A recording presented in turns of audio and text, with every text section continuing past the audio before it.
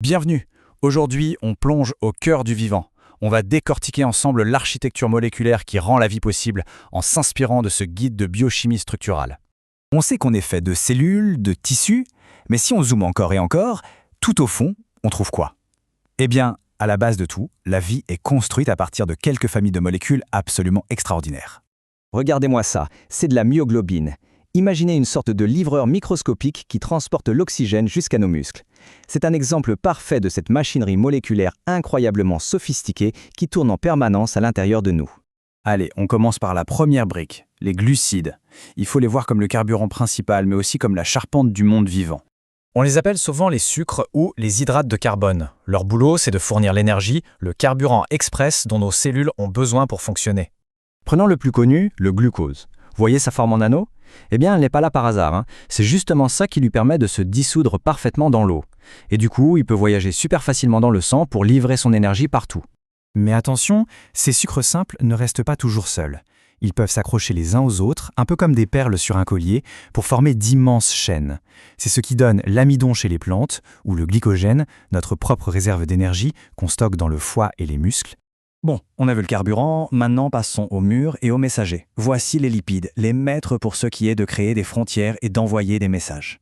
Alors, la grande différence avec les sucres, c'est que les lipides, ils détestent l'eau. Ils ne s'y mélangent pas. Et cette propriété, elle est absolument fondamentale pour comprendre leur rôle. Ce qui est dingue avec les lipides, c'est leur variété. Ça va de longues chaînes toutes simples, comme les acides gras, à des structures en anneaux super complexes comme les stérols. Ah, le cholestérol, on lui fait souvent une mauvaise réputation, pas vrai? Pourtant, sa structure rigide est vitale. Elle vient renforcer les parois de nos cellules pour qu'elles se tiennent bien. Et ce n'est pas tout, c'est aussi le point de départ pour fabriquer des hormones essentielles comme la testostérone ou l'estradiol. Et maintenant, place aux molécules les plus polyvalentes, les plus dynamiques de notre corps, ce sont les véritables ouvrières de la cellule, celles qui font quasiment tout le travail. Si on imagine que la cellule est une usine, les protéines, ce serait tout. Les machines sur la chaîne de montage, les camions qui livrent les pièces, et même une partie des murs de l'usine. Alors, comment on fabrique une protéine? C'est un peu comme un jeu de construction en 4 étapes. D'abord, on lit les instructions sur un plan. Ensuite, on prend les briques de base, les fameux acides aminés. On les accroche les uns aux autres pour former une longue chaîne. Et à la fin, l'étape la plus magique. Cette chaîne se replie sur elle-même pour créer une machine en 3D unique et prête à fonctionner. Regardons de plus près une de ces ouvrières stars, l'hémoglobine. Ce graphique peut sembler un peu technique, mais il cache tout le secret de son incroyable efficacité. Tout le génie est là, dans cette courbe en forme de S. Qu'est-ce que ça veut dire? En gros, que l'hémoglobine adore s'accrocher à l'oxygène quand il y en a plein, comme dans les poumons. Par contre, dès qu'elle arrive dans les tissus qui en ont besoin, hop, elle le relâche beaucoup plus facilement. C'est un système de livraison intelligent et parfaitement optimisé. Ok, donc on a le carburant, les murs et les ouvriers. Mais qui donne les ordres? Il nous faut le plan directeur qui coordonne tout ce chantier. Et ce plan, ce sont les acides nucléiques, l'ADN et l'ARN. C'est à l'intérieur que se trouve le code pour fabriquer absolument toutes les protéines d'un organisme. Et la quantité d'informations est juste vertigineuse. Regardez ce chiffre, 3 milliards. C'est le nombre de lettres qui composent le code génétique humain. Une bibliothèque d'instructions gigantesque, recopiée dans la quasi-totalité de nos cellules. Et comment est-ce que toute cette info est stockée?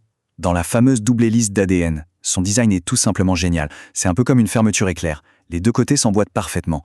Et ils sont orientés tête bêche. Cette structure la rend hyper stable pour stocker l'info sur le long terme et en même temps très facile à ouvrir pour la copier.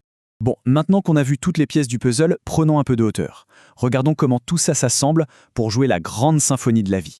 D'un côté, on a les glucides, qui nous donnent l'énergie brute, le courant qui alimente la machine. Ensuite, les lipides, qui construisent les murs, les barrières, qui créent des espaces et permettent à la vie de s'organiser. Et puis les protéines, qui sont l'action. C'est elles qui transportent, qui construisent, qui coupent, qui font bouger les choses. Et toute cette mécanique complexe, toute cette vie est dirigée, orchestrée par le code inscrit dans les acides nucléiques. Un plan d'une finesse presque inimaginable. Alors, la vraie question, maintenant qu'on commence à peine à savoir le lire, c'est qu'allons-nous construire avec ?